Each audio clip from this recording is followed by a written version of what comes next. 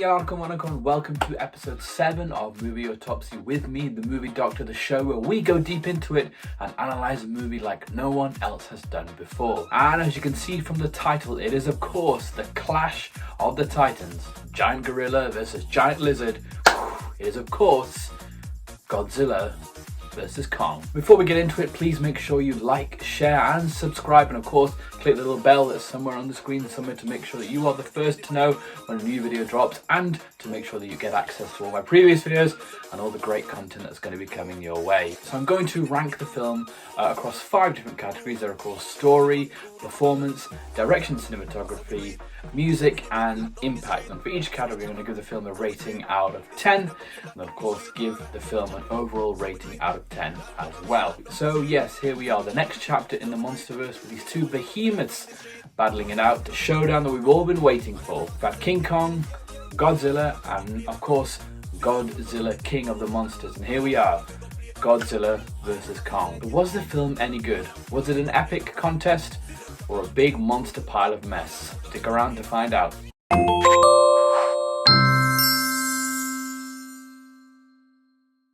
38 minutes. That's how long you have to wait for the good stuff in Godzilla vs. Kong. And of course, by the good stuff, I mean the sight of a giant gorilla punching a giant lizard so hard that the aircraft carrier beneath them buckles under the impact. Now, the Kong Skull Island and of course Godzilla, King of the Monsters, has spoke about this hollow earth theory, and that is essentially the premise and the reason why these two come together. We pick up events roughly after the last film, which you'll see Godzilla King of the Monsters, released in 2019, where Godzilla attacks Florida, seemingly for no apparent reason, and Dr. Nathan Lind, who is played by Alexander Skarsgård, comes up with this theory, this idea that the only thing that can stop him was an energy source that is located at the very center of the Earth. But in order to get there, they're going to need their giant gorilla friend, yes, that's Kong, who's been held in captivity on Skull Island for some time.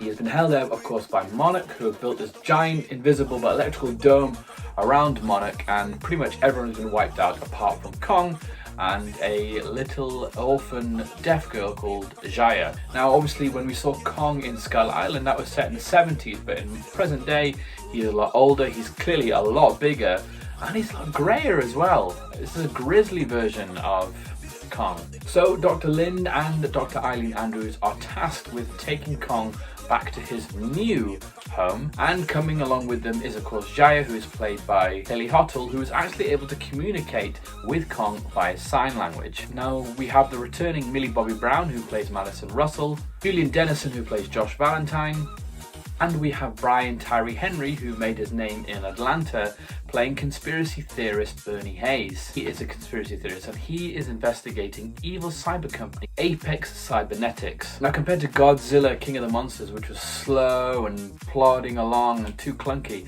this one just gets straight into it from the get-go. Like I said, 38 minutes before we see any hardcore action.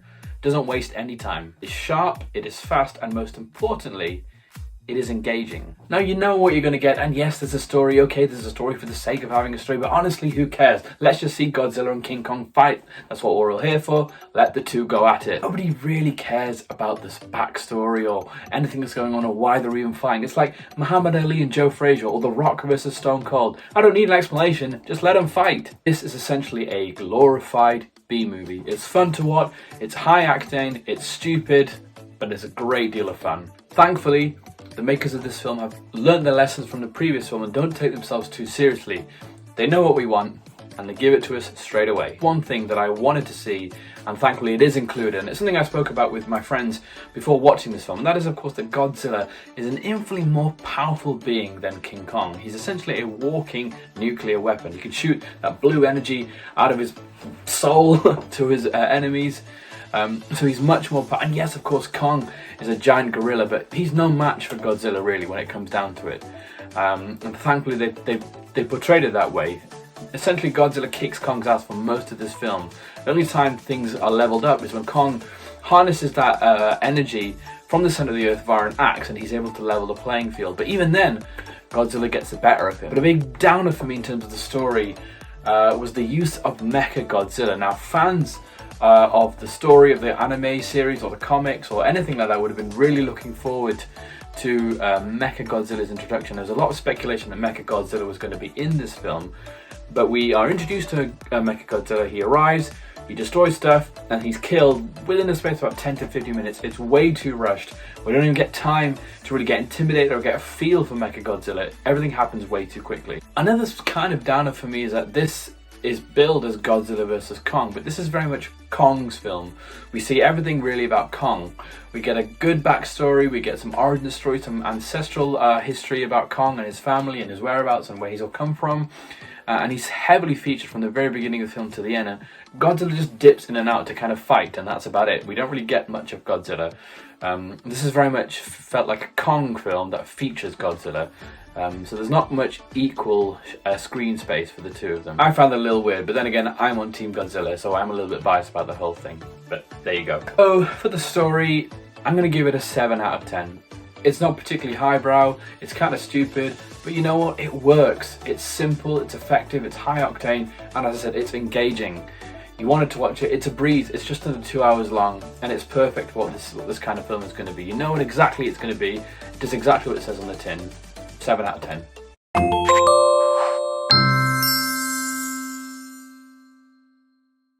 Performance is kind of a pointless category because the humans are completely irrelevant and completely pointless, and honestly nobody cares what they're doing in this film. At least in Kong, Skull, you had John C. Reilly who delivers some great one-liners, some great comedy, which I guess kind of Brian Tyree Henry does a little bit in this. He's got some great one-liners, but that's about it really.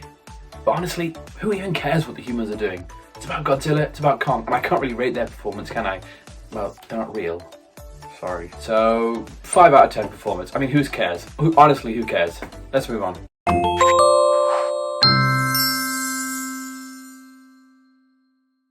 Now, listen, direction was always going to be a pivotal category in this film because direction was always going to be key, especially going into this film, considering the commercial failure of Godzilla King of the Monsters. The directorial choices here mean not only does the film live up to bone-crunching, building-smashing promise of its title, it also brings together numerous threads that were laid out over the previous 3 Monsterverse films. So does that mean Godzilla is particularly deep or philosophical? No. Does it need to be? Absolutely not. This is a Sunday afternoon, grab some beers, get some snacks, laze around on the sofa, watch with your friends kind of film. One of the smartest choices from director Alex Wingard is to not delay any action, to get straight to the action as soon as you possibly can. Now you'd think potentially after the last Godzilla film, which loved that slow burn kind of build, as did the 2014 Godzilla film, that would have been the way to go, but no, there's no delaying. As I said, 38 minutes and we're straight into some fighting. Perfect. Even more of a challenge, considering the fan bases for each Titan, was to make sure that both had an equal amount of screen presence. Now, as I said, this felt very much like Kong's film, but certainly when they were fighting, it definitely felt like both had a good chance to display their skill set, their power, and what weapons they can bring to it. So that was really good to see. Visually though, this was an absolute treat. And there's clear influences from films like Star Wars and Tron, but this is a visual masterpiece from, Hong Kong at night to the new world that's located at the center of the earth, to the stunning fight sequences. This was a visual triumph from start to finish. So kudos to Weta Workshop, who continued to set the benchmark all the way from when they started with Lord of the Rings to all these years later. They're still topping everything. The final battle sequence is on another level, really gets the pulses racing. And something really good that Alex Wingard does is that he really is able to convey how big these two titans actually are. It definitely feels like we're on a roller coaster ride, and you really get a size of how big, or rather how small, humans are when compared to these two titans. And I like the detail, the attention to detail with Kong. As I said, we saw him in the 70s, he's now a lot older, he's greyer, he's bigger as well, and he showed signs of age and signs of vulnerability as well, which is a nice touch. Alex Wingard took on this project and he definitely knew the best thing to do is just give fans what they want to see, and he did just that. So therefore, for direction and cinematography, I'm going to give this an 8 out of 10.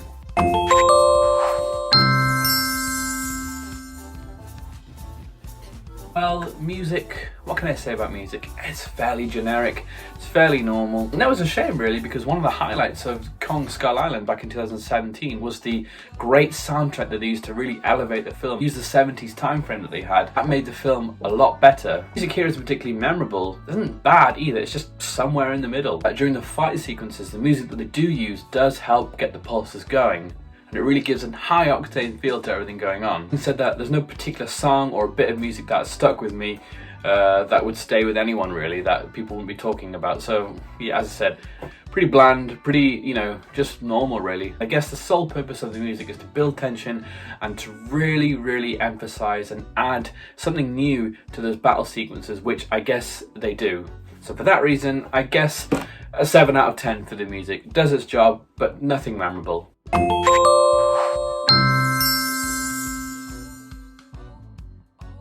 Well, when we think about impact, first thought goes to its predecessor, Godzilla King of the Monsters, which it's fair to say was a critical and commercial failure. So there's a lot of uncertainty surrounding this film about whether or not we even needed a film like this. Throwing in the fact that we're living through a pandemic and that a lot of cinemas were going to be closed, there was a huge amount of uncertainty around this film. But in fact, this film has surprised quite a few people. In fact, it has set a new benchmark record for a Hollywood film released during the pandemic era. Its current takings at the box office stand at $123.1 million from 38 different overseas markets. Obviously, it's bearing in mind that there's still a lot of restrictions across cinemas across the world. Is that the fact that it's generated this much revenue shows there's still a huge market, not only go to cinema, but for films like this. And it is just the kind of film to get people to go back to the cinema after such a long time.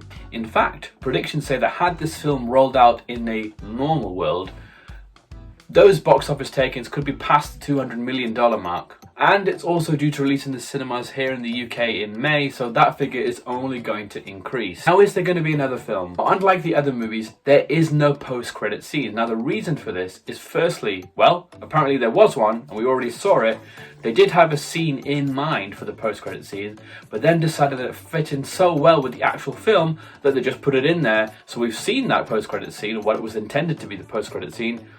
We just don't know which one it is. Secondly, and probably the most important reason, as said by director Alex Wingard, is that the Monsterverse franchise is at a crossroads and it's not very clear whether there is going to be another film or not. There have been no major talks for a new film. There's no been sound bites in the media about a new film. And the ending doesn't suggest that one is coming, because Godzilla and Kong kind of leave as friends. They're not friends, but they live on good terms. They kind of give each other a little nod and they go their separate ways. And so they're kind of amicable.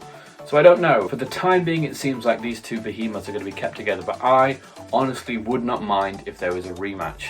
And hell, I wouldn't mind if they made a proper Mecha Godzilla and then these two came back to fight them again. But considering everything I've said, the impact has to get an 8 out of 10. Now overall, this was a highly enjoyable film. Honestly, I wish I'd seen it in the cinema. This is a film destined and designed to be in the cinema. So thanks COVID, but it was high octane, it was stupid, and it was awesome. I've long been waiting for a Godzilla vs. Kong film, and they delivered in spades. The movie knows exactly what it is, which a lot of movies struggle to do these days, and they delivered exactly what fans wanted to see from the get-go. The film is available on HBO Max if you're an American, but if you're here in the UK, it's available on Sky Store, or on Amazon Prime, or on iTunes, all to rent or to buy. So get some friends, get some beers, get some snacks, and just sit back and relax and enjoy. It's under 2 hours, it's a breeze. As an overall rating, I'm going to give this a 7.5 out of 10. Honestly, I can't give it any more than that. It is a giant gorilla facing a giant lizard. Well, thank you very much guys for watching this latest episode of Movie Autopsy. What did you guys think? Are you on Team Godzilla? Are you on Team Kong? Are you neither? What did you guys think of the film? Or you might be on Team Mecha Godzilla, in which case you probably didn't enjoy this all that much then. But let me know what you think in the comment section below. The most important thing to do is to please like, please share, and of course, please subscribe and click the little bell button to make sure you get those notifications. There's plenty more videos coming your way, guys. So until next time, this has been Movie Autopsy. I've been the Movie Doctor, and I will see you next time.